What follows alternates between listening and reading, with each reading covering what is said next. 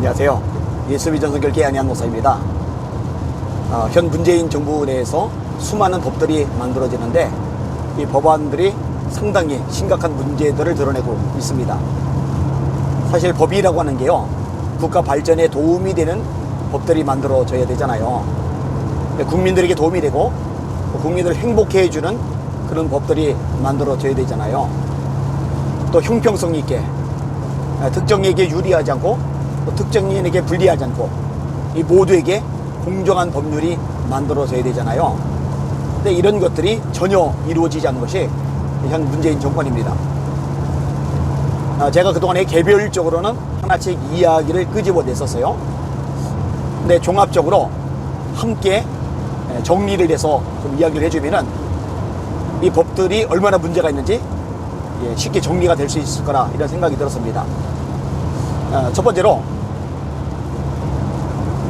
건강가정기본법 개정안입니다. 가족은 결혼해야 이루어지는 거죠. 자식을 낳아야 이루어지는 거죠.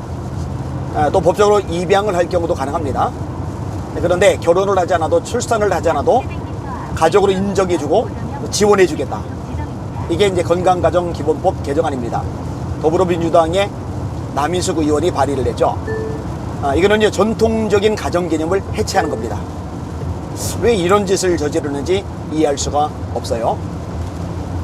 두 번째로 평등차별금지 법안입니다. 더불어민주당 이상민 의원이 발의를 했죠. 이 역시 상당히 심각합니다.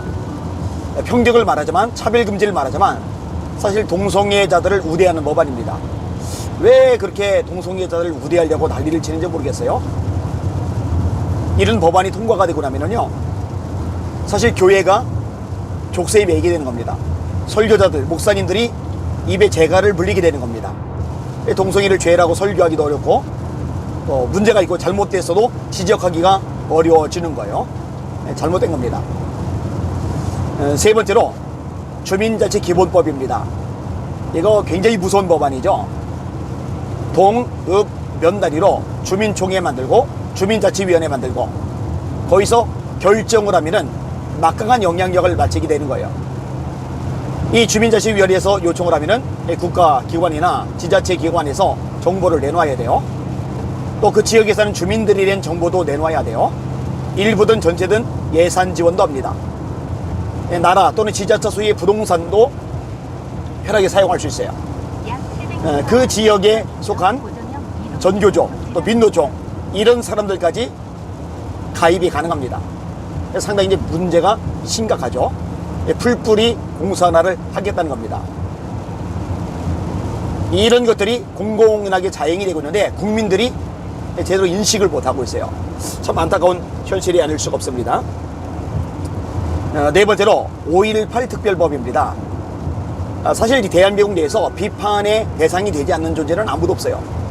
그리고 누구라도 비판이 허용되어야 됩니다. 그런데 이 5.18 관련해서는 비판하면은 허위사실 유포 어쩌고저쩌고 하면서 처벌할 수 있도록 법안을 통과시켜 버렸어요. 그게 5.18 특별법입니다.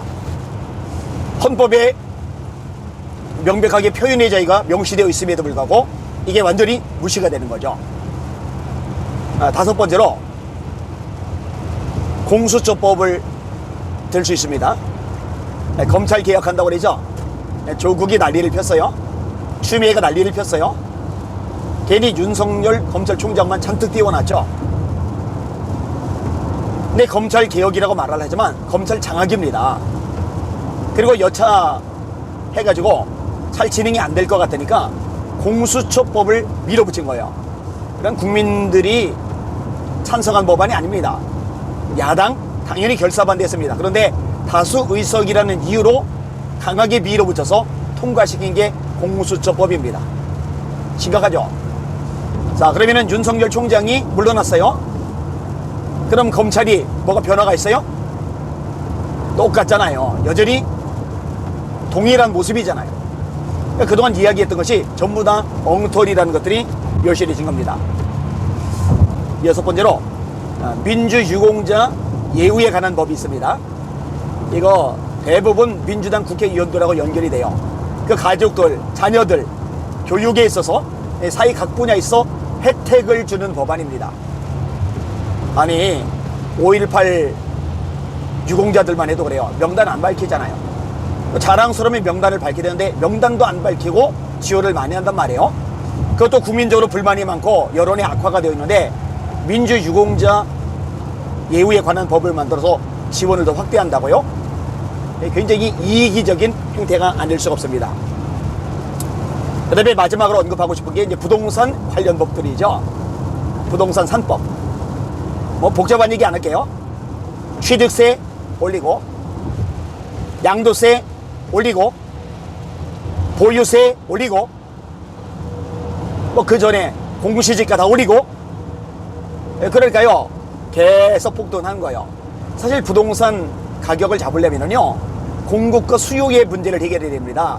수요가 많은데 공급이 모자라니 오르는 거거든요. 공급이 많아져서 수요가 충족이 되면은 값이 그렇게 오를 리가 없어요.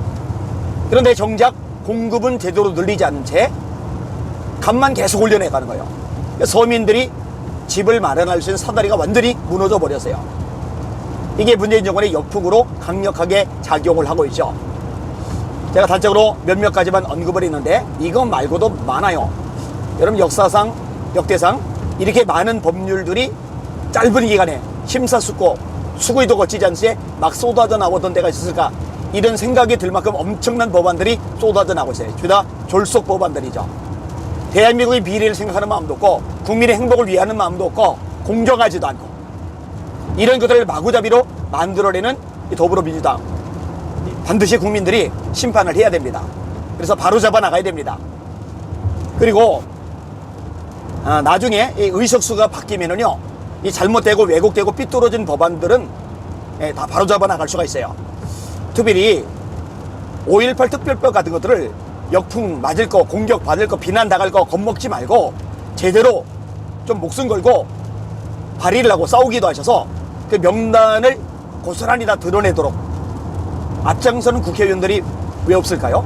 앞으로 그런 국회의원들이 생겼으면 좋겠어요. 국민의힘당이 그런 것도 좀 해야죠. 그런 역할을 감당했으면 좋겠습니다. 그래야 사람들이 더 이상 설왕설래하지 않고 제대로 형평성 있게 지원되는구나 라고 신뢰를 버릴 거 아니겠습니까? 예, 국민들이 좀 믿을 수 있는 정치 지도자들이 되었으면 좋겠습니다. 요 정도까지만 나누겠습니다. 우리 대한민국 여러모로 위기입니다. 정말 풍전등화 상황이 놓여져 있어요. 나라를 위해서 기도하는 기독교인들의 기도가 어느 때보다 필요한 시점입니다. 함께 마음을 모으고 힘을 모으고 선한 싸움에 동참해 주시기를 예수님의 이름으로 부탁을 드립니다. 이리저리 왔다 갔다 하는 시간에 이렇게 차 안에서 영상을 찍으면 시간을 좀 절약할 수 있어서 차 안에서 이렇게 영상을 찍는데 이렇게 차가 막 흔들리니까 화면도 막 같이 흔들리네요. 날마다 힘을 내시고 승리합시다. 할렐루야.